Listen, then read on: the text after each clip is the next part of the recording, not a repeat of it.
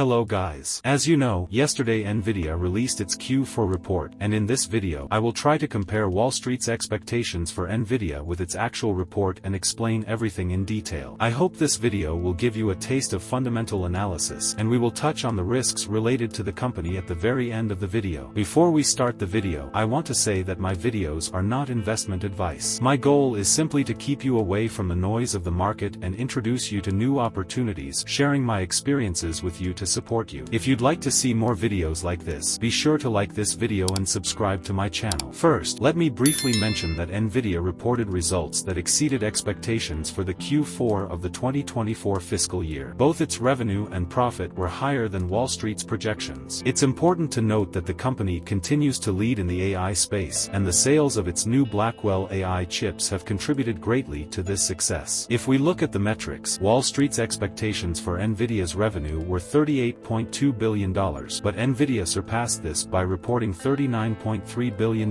in revenue. At the same time, the key metrics that Wall Street was watching included 84 cents EPS, earnings per share, and $34 billion in data center revenue. Nvidia exceeded both of these metrics, reporting 89 cents EPS and $35.6 billion in data center revenue. As a result, Nvidia's stock price increased by about 4% until the market closed yesterday, although initially, after the Q4 report was released, the price fell by about -0.3%. The main reason for the growth in data center revenues is Nvidia's Blackwell AI chip sales, and cloud service providers AWS, Azure, Google Cloud, etc. account for 50% of Nvidia's data center business. Among the negative data was a decline in gaming revenues. According to Nvidia, this is due to supply constraints on new gaming GPUs, which caused an approximate 11% decrease. However, overall, thanks to the strong performance of the AI and data center segments, this decline didn't significantly impact Nvidia's overall results. The success of AI and Blackwell chips continues to grow at a rapid pace. For example, Nvidia achieved one of the fastest product ramp-ups in history, selling $11 billion worth of Blackwell chips in Q4, and CEO Jensen Huang mentioned that AI is developing at light speed, and the Blackwell chips are helping Nvidia maintain its advantage. To summarize, Nvidia's total revenue increased by 78% compared to the same period last year, reaching $39.3 billion.